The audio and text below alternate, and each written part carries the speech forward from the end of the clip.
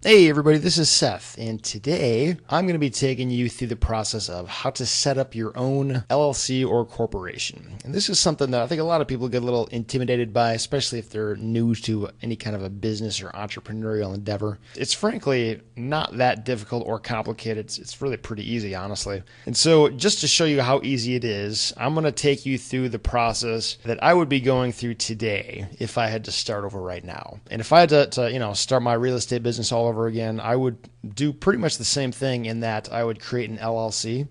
And the reason I do that is because, I'm the only owner. It's just a single member company. And it's also just kind of an ideal entity when it comes to holding your real estate for a number of reasons. I'm not saying you have to do that. That's just sort of for my particular situation. An LLC has always made the most sense. So there's a number of different services out there. There's ones like LegalZoom. There's also this one here called My Corporation. I just think it's a really, pretty straightforward, simple, and very inexpensive way to get your company up and running. And I'm just going to take you through the exact stages of the process. And you would just go here to where it says Get Started Now. So we'll click on that. And then the next page is going to look something like this. And it gives you a bunch of options here. Again, I'm doing an LLC, so I'm just going to hit this drop down and click on this. And then the state in which I'm doing it is Michigan. Go down there. And again, this is one of the areas where My Corporation is really viable because every single state has a slightly different way that they go about doing this. Every state has a different form that looks different with different fees and different, it's confusing. So rather than having to, learn that, My Corporation will make it much more user-friendly to get this done without causing you any stress or anxiety along the way. So anyway, LLC, Michigan, and then I'm going to be going down here to this option here, the cheapest option. And the reason I'm picking that one is because I just don't really need any of these other services. I would say if anything might be worth your consideration might be registered agent services. Like for example, if you want to sort of keep your anonymity and not let the public know who you are or not let your personal name be tied to the company. That would be one benefit of that. It also just takes a very tiny little bit of work out of your hands. And then employer ID number. I would say that might be worth it, but as I'm going to show you in a link in the blog post here, by the way, if you're watching this on YouTube, you can click the link beneath this video to see the blog post I'm talking about. But I'm going to show you a link in this blog post that goes right to the IRS website and allows you to register for your employer identification number for free. So because of that, you don't have to click this. And then also operating agreement, that might be something that you would need if you had, multiple owners of the company, or if you knew that you're going to be applying for a loan. A lot of times lenders will ask for your operating agreement. However, I will say if you were the single member of your LLC, it's very easy to get that done, usually with like a one-page affidavit. So if you're just a single member like I am, it's probably not necessary at this point, but if you were going to have a more complicated entity with multiple owners, then it's something you would probably want to consider, and you would want to click on this right there.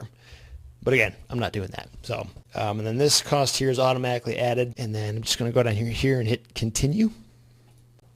Okay, now in this section, this is just sort of a standard, sign up form. So I'll just go ahead and fill out all the information here. And then once that is filled out, you will scroll down here to fill in your LLC name. And one thing to keep in mind here is that in some ways this is similar to when you're trying to register for like a domain name for a website. And what I mean by that is a lot of times like all the most generic names that you would think of are already taken. So as a result, they're going to ask you to put in 3 choices. But just keep in mind the names that you choose here should be a little bit unique if you can manage. So just for the purpose of this example, I'm going to put here Test Company. That's my first option. And the second one will just say Easy Company. And then the third one will just say Example Company. Preferably, my first choice, Test Company. If that's already taken, then they would go down to Easy Company. If that's already taken, they'll go to Example Company. And then down here where it asks, will you be conducting business under a different name than your LLC name? And what they're getting at there is, is my actual company name that I'm going to put on my business cards and my website, is it actually going to be Test Company, or is it going to be, ABC Properties or something like that? When I first started my company years ago, my intent was to actually do business under the actual name that I filed for.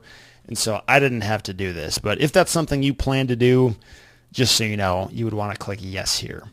But again, I didn't, so I'm going to click no. And then moving on, LLC business address. I've actually talked about this a couple times on the blog, but if you don't already have one, it's not a bad idea to get like a P.O. box or something like that to act as your business mailing address. Because personally, I don't want to be giving out my home address to thousands of people when I'm doing direct mail campaigns and stuff like that. This address that I'm putting here, for example, is not my home address. This is an actual P.O. box through a store called Pack Mail.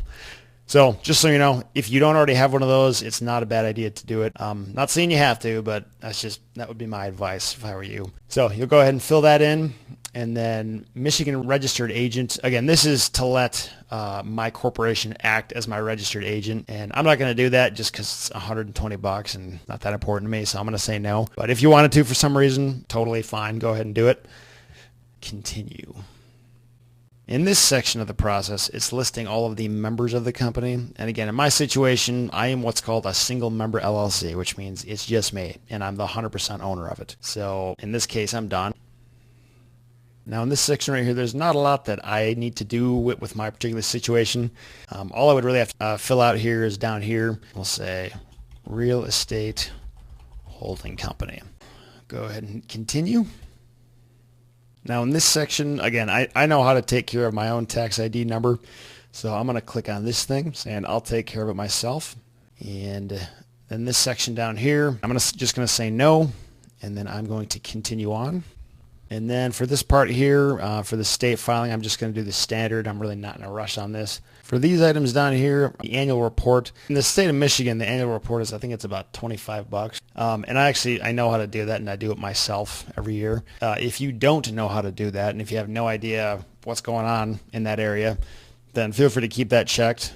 But again, since I know how to do this myself, I'm going to just check this one right here. And then customize operating agreements. I don't need it for my purposes, so I'm going to say no. My corporate vault, I'm going to say no to this as well. Business license, I don't need a business license for what I do, so I'm going to say no to that. And then my ink guard, I'm going to be saying no to this as well. And then maintain my business, I'm going to say no there. And Michigan registered agent, again, I already said no to that, so I'm just going to keep it that way. And then I do not need any of these things either, so I'm going to hit continue. Okay, so here's our order summary. As you can see, I already said no to pretty much everything, so there's just a lot of zeros there that aren't tallying up. Total is $153 for this order, and really, just so we kind of understand the costs here, if I were to try to do this myself without any help from an attorney, without any help from my corporation, if I knew exactly which forms to file, and if I wasn't afraid of screwing anything up or any of that, I would just be paying $50.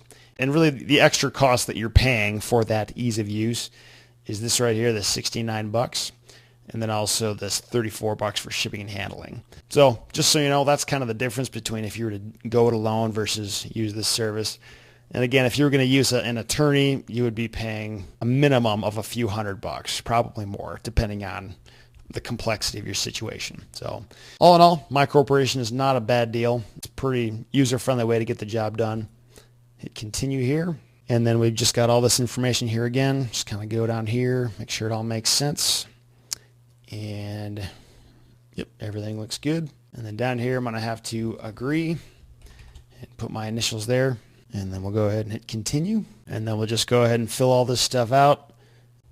And then once that's all filled in, we'll scroll down here and hit submit. And then this next page is going to ask for a bunch of stuff, and I'm going to go ahead and say no to all of it. Don't want anything else. And then we'll hit continue. And that's pretty much it. A couple things that you'll want to just keep in your back pocket are this phone number right here. And again, you'll have that when you print off your receipt. And then also just keep in mind, you click this link up here. It says, how long will my order take? And, it just specifies that our ability to complete orders is dependent on the speed of the state offices where you're forming your company. So, depending on how fast the state moves, that's going to determine how quickly your LLC registration is finalized and how quickly they can get everything back to you. And again, you go ahead and check on the status of your order by calling them at any point. And then once that's complete, the next step would be to actually file for your tax ID number.